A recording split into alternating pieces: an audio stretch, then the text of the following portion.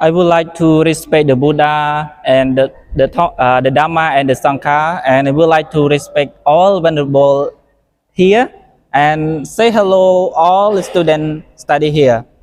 So my topic that talk about the benefit of five precepts in our family, our country, or the benefit of five precepts in the round the world also, you know. But five precepts in Buddhism you can call five precepts or morality, but in the general education or in around the world you can say five principles. Mean that all of you can, you know, can take the five precepts or five principles in your life, you know, especially in, you know, in the Charter of United Nations in the present day, you know. Yeah, very important in, you know, in your life or in the around the world also. In Buddhism you can call five precepts, or in the around the world you call five principles. And point number one, Buddha teaches us about don't kill human being, you know. Human being here, you know, depend on the people and animal. Very important in your society, in your family, in your country, and in around the world also. If you live in together, don't have people to kill something, kill animal, kill people. What did happen in your family, in your society, or in your country, or in around the world? Mean that you can get happiness, you can get the peace, you know, in your family, in your society, in your country, or in around the world. Because, you know, nowadays the countries, you know, countries in around the world want to get peace, want to get happiness in their country. They don't have violence, they don't have war, but sometimes cannot, you know, escape it. But for in Buddhism, the good religion that, you know, that bring human being, that bring lay people, or that teach all the people in around the world, you know, to live together, have happiness. I mean that take the Buddha teaching, especially five precepts, to in your daily life.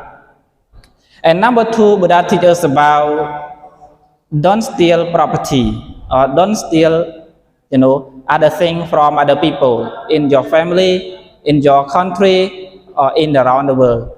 You know, when you live in one small family in your village, when don't have people, you know, steal money from you, steal property from you, what is the problem? What is the happen in your family? Mean that you can live together, don't care about robber, you know, and thief, you know. You can get happiness in your family.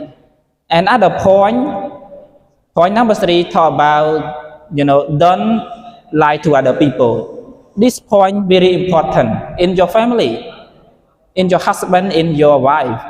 You can say honesty is the best policy. Honesty make other people have confidence with you. If you live with your husband love his wife. They don't to, you know, to can say far away from their wife, mean that they can live happiness in their family and in our country also. And number four, talk about don't misconduct.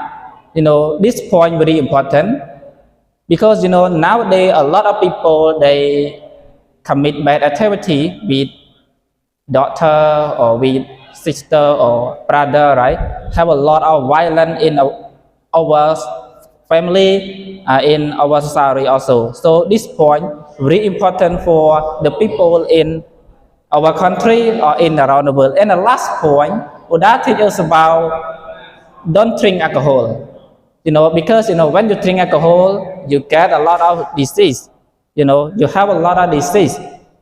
If you reduce it, mean that you can develop your country also. When the people don't have disease, you know, the people don't go to hospital, mean that our country can develop quickly, right? So five principles and five precepts very, very useful for the people and very useful for the people in around the world, because all the people in around the world want to get peace together, right?